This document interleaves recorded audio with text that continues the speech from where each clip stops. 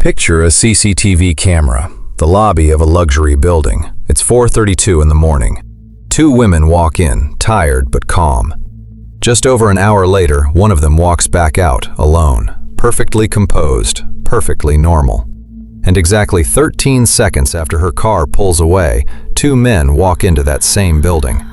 One of them, inside his own sister's apartment with his own wife's lover, was walking straight toward his death. By the time he understood what was happening, it was already too late. This is a story about blood ties, about how love, money, and betrayal tore a family apart. Hello and welcome to another episode on the Who Was channel. I'm your host, Adam. If you love true crime stories that don't just stop at the crime itself, but dig into the darkness hiding inside people closest to us, make sure you hit subscribe, because today's story is going to shake you. This is the story of Igor Peretto, a successful businessman, a man trying his best to become a better husband, who was killed inside his own sister's apartment at the hands of his closest friend and his own wife. This isn't just a story about a murder, it's a story about family, betrayal, greed, and the darkness that can hide even inside the closest relationships. Let's get into it. To understand this story, we first need to understand the people caught inside it. At the center was Igor Peretto, 27 years old, the owner of a car dealership in Praia Grande, a man who, from the outside, looked completely stable and successful. His smile, his confidence, everything about him suggested a life without problems. But as is so often the case, what was happening underneath told a very different story. His closest friend was Mario Vitorino. But Mario wasn't just a friend, he was married to Igor's sister, Marceli, which made him Igor's brother-in-law. The two men were also business partners, co-owners of a motorcycle shop. At every turn in life, these two were together. Friendship, family, and business. Three threads tangled into one. Then there was Rafaela Costa, Igor's wife, and the mother of his son. And finally, Marceli Peretto, Igor's sister and Mario's wife. This was a tight, closed circle. A brother, a sister, and their respective spouses. On the surface, it looked like a happy family. Underneath, something else was brewing. Igor and Rafaela's marriage had been struggling for a long time. Jealousy, alcohol, and growing distance had pushed them apart. They had even lived separately for a while that July. But here's the heartbreaking part. Igor was trying to fix things. Just a month before his death, he'd quit drinking, started hitting the gym, lost weight, all in the hope of becoming the man his wife wanted him to be. At the same time, Marceli and Mario's marriage was also falling apart. They were already living separately. Two families, both unraveling, and between them, a secret that was slowly turning into a bomb. And that secret was this: a hidden affair between Mario and Rafaela, a brother's closest friend and a brother's own wife. This wasn't just betrayal. It was the kind of betrayal that was about to destroy two families at once. This is the moment the story really starts moving, because the secret that had stayed hidden for so long was just one phone call away from coming out. And that call, one night, inside a car, was about to change everything. On the night of August 30th, everything seemed completely normal. Igor Peretto and Mario Vitorino were at their family's annual celebration, a tradition they never missed. That night carried double the joy, the family gathering, and their favorite football team's big win. The drinks were flowing, laughter filled the room, and for a moment, it felt like every problem had been left outside the door. Late into the night, the party wound down. Igor was heading to his mother's place, where he'd been staying since the fight with his wife. He thought about calling a ride through an app, but Mario insisted on driving him himself. It seemed like a small gesture, a friend's love, a friend's concern. But this was the moment that was about to change everything. Inside the car, Mario's phone was connected to the car's system via Bluetooth. Suddenly, a call came through. A name flashed on the screen: Rafaela. For Igor, it hit like a punch to the chest. At 3 in the morning, his wife was calling his closest friend. Why? At first, Igor stayed silent, trying to make sense of it, but the silence quickly turned to rage. He demanded an explanation. Mario panicked, fumbled for excuses, but never picked up the call. Igor's heart was pounding now. He immediately started calling and texting Rafaela, but every attempt was ignored. Desperate, Igor opened the family location sharing app, and what he saw was another blow. Rafaela's phone wasn't at home. It wasn't at her parents' place either. The signal was coming from Marcelli's apartment, his own sister's home. And here's a question worth sitting with.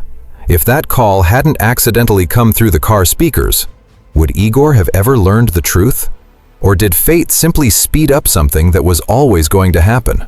Either way, there was no turning back now. What started as a joyful evening had turned into a night of rage, shock, and betrayal. And this night was about to become Igor's last. Drowning in anger and betrayal, Igor told Mario to turn the car around. He wanted to go straight to the place the GPS signal was coming from, his sister's apartment. He wasn't just going for answers. Without realizing it, he was driving straight toward his own fate.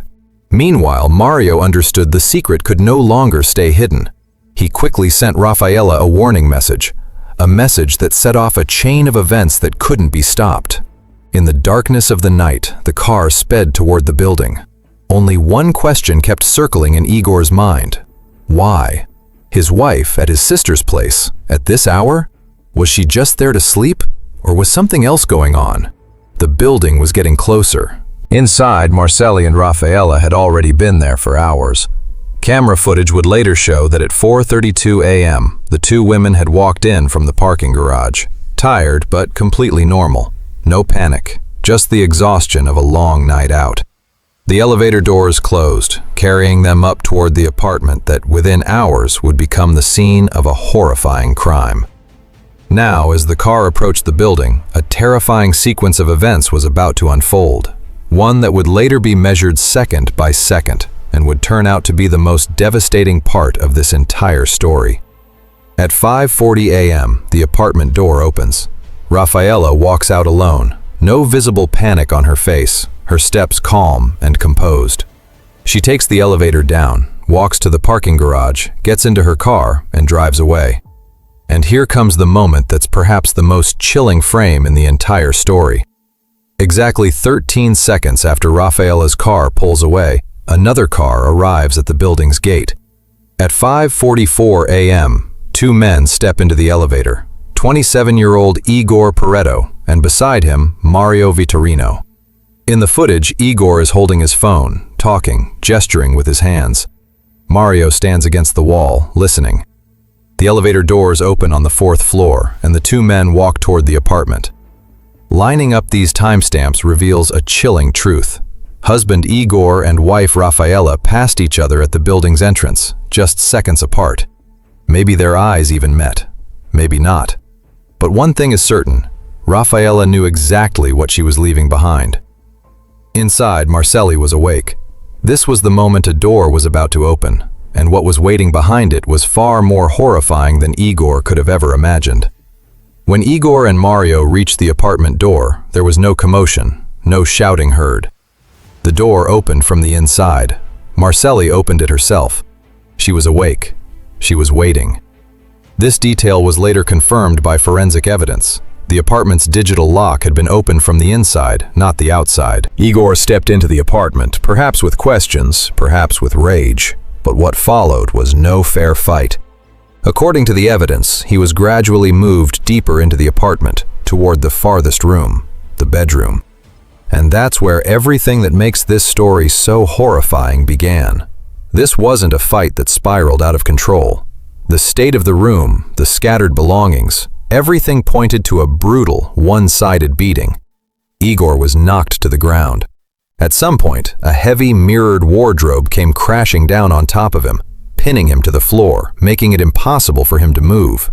Shards of glass began cutting into his body, but this was only the beginning. While Igor, dazed and wounded, struggled to free himself from under the heavy wardrobe, Mario left the bedroom, crossed the apartment, and walked straight into the kitchen. This wasn't a panicked, random grab. He went directly to a drawer, opened it, and pulled out a sharp kitchen knife. The drawer was left half open, a quiet trace of urgency and intent. Knife in hand, Mario walked back into the bedroom to finish what had started. And through all of this, Marcelli remained inside the apartment. She wasn't hiding in the bathroom, she was right there. Whether she was blocking any way out or simply standing and watching, one thing is certain, she did nothing to stop it. What happened next is what forensic experts call overkill. When an attack goes far beyond what's necessary, when the victim can no longer fight back and the attack continues anyway. Mario didn't stab once or twice. He struck more than 40 times, to the chest, the head, the back. This wasn't self-defense. This was an explosion of hatred, an attempt to erase someone completely. The autopsy report also revealed that Igor had been severely beaten before he was killed, bruises scattered across his body. The sheer number of wounds, more than 40, became the investigation's most crucial clue. This could not have been a sudden fight or a single moment of rage. This was something else, something deeply personal. Until his final breath, Igor was face to face with the two people he trusted most in the world, his sister and his closest friend. The room where family love once lived was now filled with nothing but blood and silence. When Igor stopped breathing, his attackers didn't stop, and they didn't call for help. They stepped over the body of the man they once called brother and began preparing their escape. From here, the story takes an even colder turn, because the calm with which these three people made their way out afterward is, in some ways, even more disturbing than the crime itself. 20 minutes later, the apartment door opens again. Mario and Marcelli step out, but they don't take the elevator. They run down the stairwell, cross through the parking garage, get into Mario's car, and drive off. Igor Peretto is left alone inside the apartment. A short while later, all three, Mario, Raffaella, and Marcelli, meet at a gas station. According to Raffaella, this is where she first learned her husband was dead. But what she did in that moment was not the reaction of a woman in shock. She didn't call emergency services. Instead, she joined the two people responsible for his death. The group heads toward Rio Claro. Along the way, Raffaella stops at a store and buys new clothes for Mario. His own were soaked in Igor's blood. At a hotel, Mario showers, washing away the evidence. After that, the group splits up. Marcelli goes home, acting as though she knows nothing, while the two lovers continue their escape. What's most disturbing is that not one of them, even anonymously, tried to get help for Igor.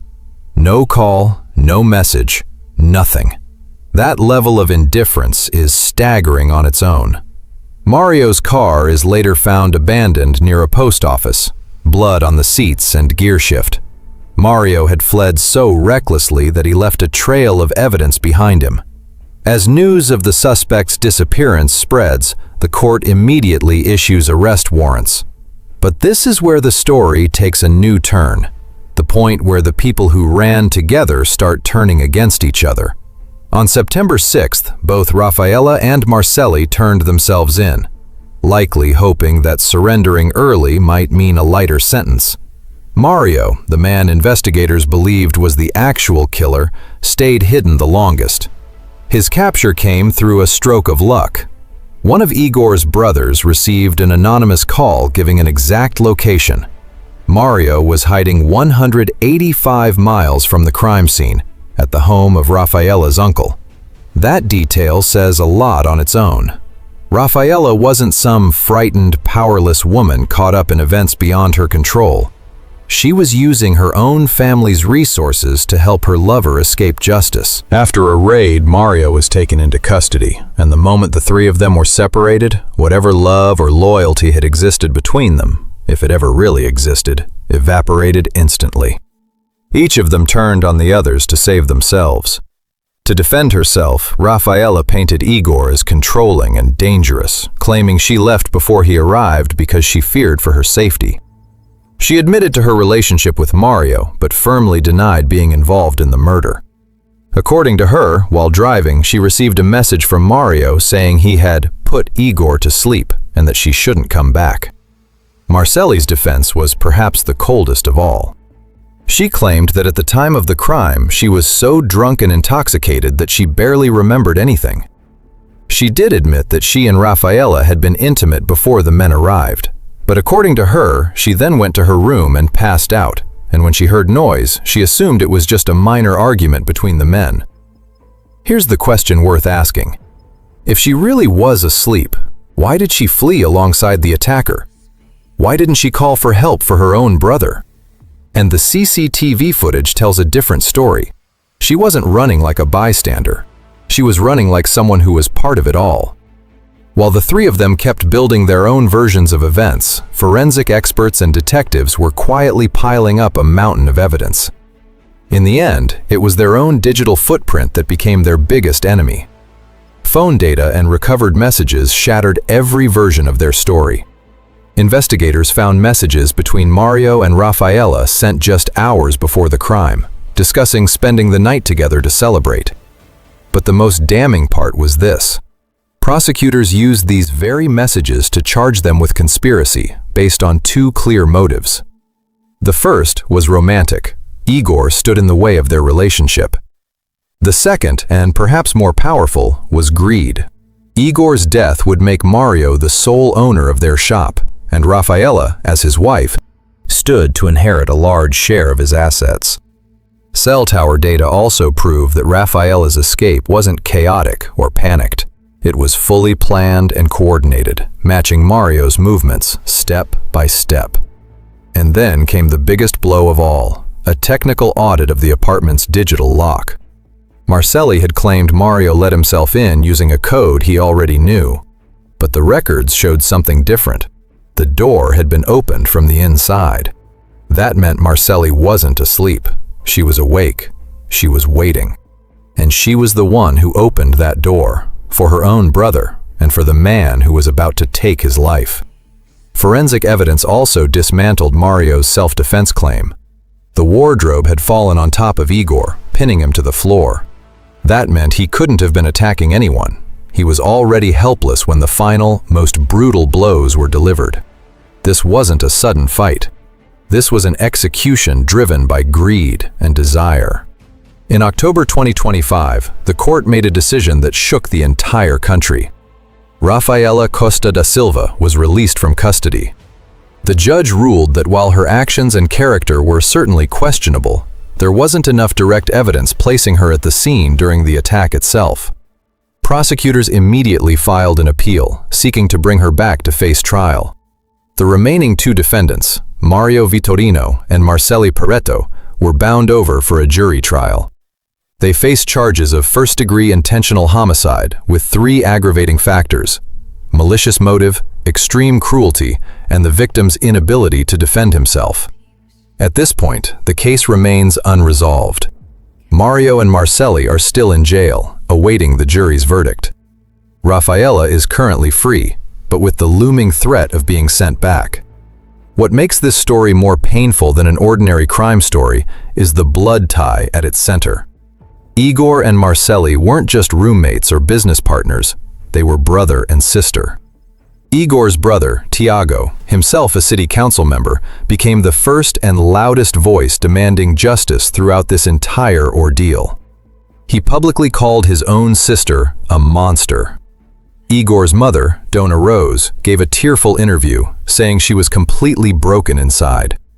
In a single night, this family didn't just lose a son, they lost a daughter too, one who became part of her own brother's destruction. And perhaps that's the most heartbreaking part of this story, that the very bond formed by blood can also become the means by which blood is spilled. So, there you have it, the tragic story of Igor Peretto. A story of love, betrayal, greed, and the dark side of family that we so often don't want to look at. This case is still in the courts, and whenever there's a new development, we'll be sure to bring it to you. If you enjoyed this episode, make sure to subscribe to the channel, hit like on this video, and let us know in the comments which moment of this story hit you the hardest. Until next time, this is Adam, signing off.